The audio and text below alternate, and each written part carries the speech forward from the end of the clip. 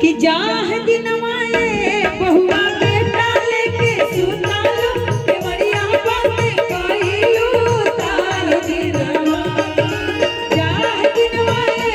बहुआ बेटा लेके सुतालो केवड़िया बाते कइलू तार दिनवा अरे ताही बिना काहे हमके ना बोलो तार दिनवा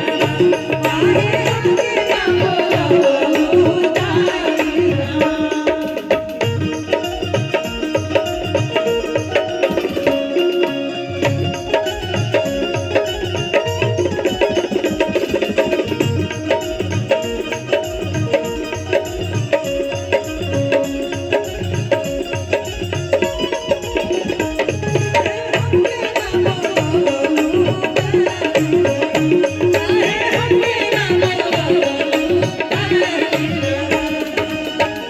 तब देखी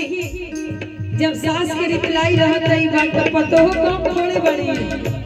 पतो भी कम नहीं है वो भी रिप्लाई नहीं है ओ हदिनवाए सासू ओ हदिनवाए सासू ओ हदिनवाए सासू हां सतरतिया गाइले बिना सतरतिया गाइले जानी